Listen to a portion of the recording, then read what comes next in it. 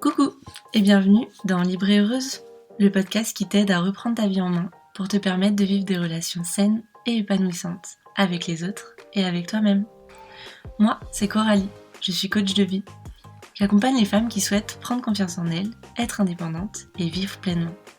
Et notamment celles qui ont besoin de se reconstruire après avoir vécu une relation toxique. Aujourd'hui, je te partage un épisode de Paroles de femmes.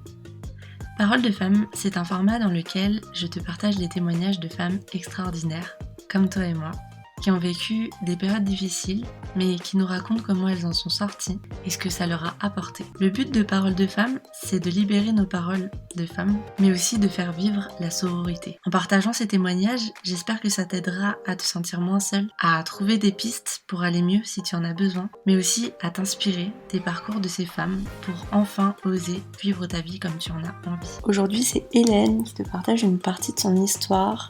Elle a vécu une relation toxique et violente avec son ex-conjoint et s'est réfugiée dans le travail jusqu'à faire un burn-out. Elle te raconte comment elle s'est relevée et comment elle s'en est sortie. Hello, moi c'est Hélène, j'ai 33 ans, je suis maman de 2 petits garçons, je suis actuellement cartomancienne du coup, et je travaille aussi également au SAMU.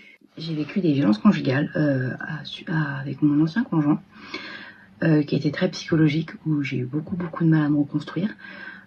Suite à ça, j'ai fait un burn-out parce que dans mon travail, l'ancien travail, j'étais vraiment, je me tuais au travail, littéralement parlant, parce que c'était un échappatoire pour moi. Sauf que forcément, quand j'ai quitté mon ex-conjoint et que j'ai eu une relation plus saine et une vie plus saine, ça ne me convenait plus. Donc j'ai un petit peu retardé l'échéance et finalement c'est mon corps qui m'a rattrapée. Donc ça n'a pas été facile. L'année dernière, ça a été très très compliqué pour moi de me reconstruire, surtout que je suis quelqu'un qui est très speed et qui est toujours dans l'action. Donc en fait là, quand votre corps vous dit en fait tu arrêtes, tu te reposes, et bien tu n'as pas le choix, tu te reposes. Donc du coup voilà, ce qui m'a laissé quand même beaucoup d'espace, parce que je n'avais pas d'espace, parce que en fait quand on est dans une relation dite violente, toxique, et dans un travail toxique, on n'a pas l'espace ni la liberté de pouvoir penser, de pouvoir savoir qui on est réellement. Et du coup, ça a été un petit peu mon combat, ça a été de me retrouver et de surtout savoir ce que j'aimais et qui j'étais en fait, parce que du coup, je ne savais plus qui j'étais. Donc voilà, ça a été un peu mon combat de chaque instant. Je savais que je devais survivre et j'avais beaucoup de fatigue mentale, c'est-à-dire j'étais tout le temps sur le qui-vive, en mode survie. Voilà, clairement, le mode survie, c'est très bien expliqué. Et du coup, quand j'ai quitté mon ex-conjoint, il y a cette pression qui est descendue et le burn-out qui a suivi du coup 3 ans après. C'était, je pense, nécessaire pour que je puisse enfin me retrouver. Et puis, clairement, mon travail était toxique et je ne pouvais pas continuer en étant la nouvelle moi. Ça ne correspondait plus. Ce n'était plus en accord avec mes envies, avec mes croyances. Et c'était important, je pense, même si je n'avais pas le déclic dans ma tête, que mon corps me stoppe. Parce que là, de toute façon, c'était plus vivable. Je faisais des erreurs à rallonge. Les managers étaient complètement... c'était quelqu'un de toxique aussi, donc il ne respectait pas du tout l'humain. Il y avait des employés, mais pour lui, il n'y avait pas d'humain. C'est-à-dire que les personnes pouvaient faire des 24 heures de garde d'affilée, des choses un petit peu hardcore. Voilà, c'était pas grave, c'était pour la boîte. Donc voilà, c'était super violent. Parce que du coup, ça c'est des choses en fait avant que je ne remarquais pas, parce que du coup je vivais dans une relation qui était toxique. Et là en fait, je me suis rendu compte, c'était pas possible quoi, c'était stop quoi. J'avais besoin de vivre ma vie, j'avais besoin d'être en dehors de ce travail qui me prenait tout mon temps, et de surtout me retrouver. Ça c'était important parce que je ne savais plus qui j'étais. Pour m'aider par rapport à tout ce que j'ai vécu, alors d'abord les violences conjugales. Malgré moi, j'ai porté plainte, parce qu'à la base, je ne voulais pas porter plainte, mais mon ex-conjoint a porté plainte contre moi pour diffamation, suite à des attestations JAF. Et en fait, le gendarme qui m'a accueilli, qui m'a reçu par rapport à cette plainte, m'a clairement fait comprendre que la plainte de mon ex était caduque et en fait il fallait que je me défende parce que là clairement il y avait des notions de violence. Du coup c'est suite à ça que j'ai porté plainte. Ça a été très dur parce qu'il faut quand même repasser, faut raconter toute sa vie pendant 3 heures, il faut parler à cœur ouvert, faut pas omettre des détails et puis du coup en parlant on a des choses qui reviennent parce que forcément des fois l'esprit humain bloque les souvenirs traumatiques. Donc du coup c'était un peu violent, donc j'ai été suivie par une coach, enfin une psychologue et une coach. Donc la psychologue ça a pas forcément matché au début parce que je pense que j'ai besoin de concret. Donc après voilà, je pense que chacun a sa façon de guérir. Moi ça a été le coaching et le MDR. Donc ça a été alors, le coaching ça m'a beaucoup aidé sur les angoisses du moment, le fait de me réapproprier, de comprendre qui j'étais.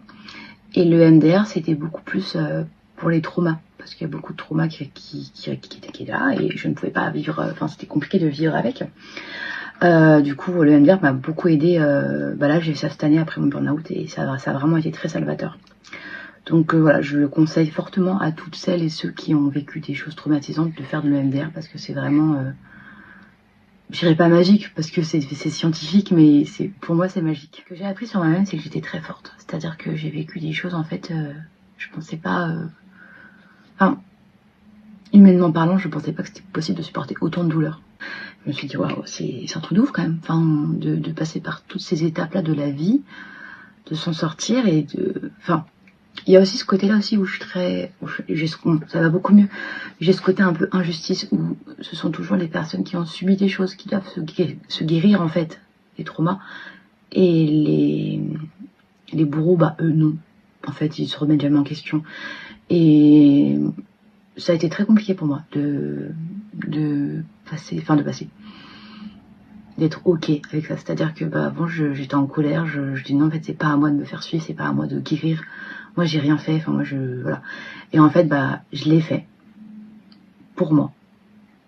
Ça a été le premier mouvement que j'ai fait pour moi, c'est-à-dire de prendre soin de moi. Et c'est important de prendre soin de soi, même si c'est pas forcément par rapport à la relation toxique, mais même juste comprendre déjà qu'est-ce qui m'a amené à accepter ça finalement, parce que en fait on ne sait pas d'où ça vient si on ne travaille pas sur soi.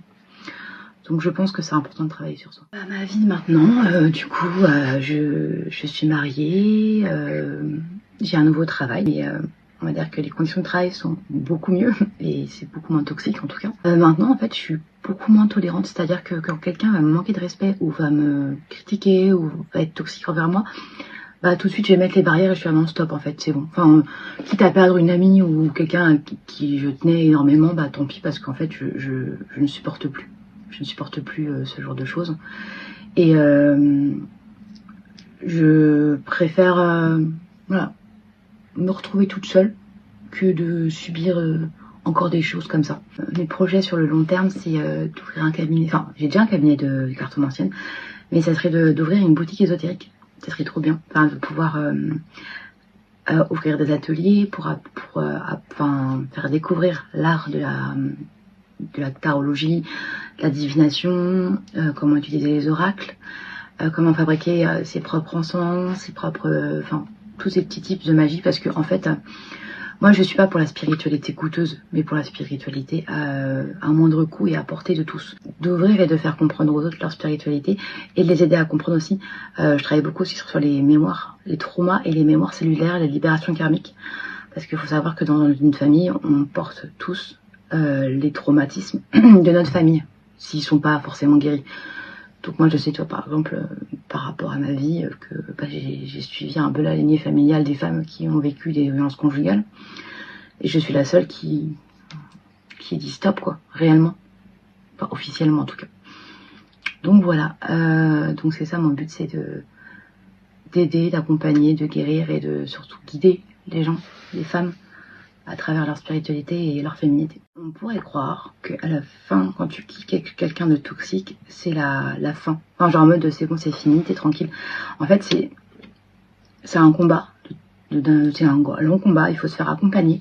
Et surtout, il faut rien lâcher, parce que même s'il y a des moments où ça va être très dur, c'est que pour du positif après. C'est-à-dire qu'il faut que tu restes...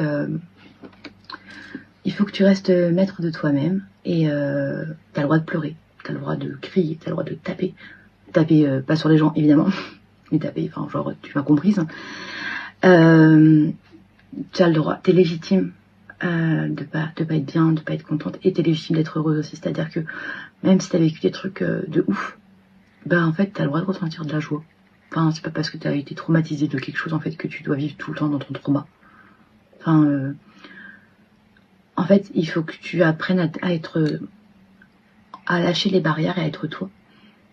Maintenant, en fait, tu n'es plus en prison. Tu as le droit d'enlever ce masque que tu portais depuis des années pour pouvoir être enfin toi-même. Voilà, ce serait un peu mon conseil. Merci à toi d'avoir écouté cet épisode en entier. N'hésite pas à lui mettre 5 étoiles s'il t'a plu, à me laisser un petit commentaire pour me dire ce que tu en as pensé, ça me fera trop plaisir. Et pour ne pas louper le prochain épisode, abonne-toi!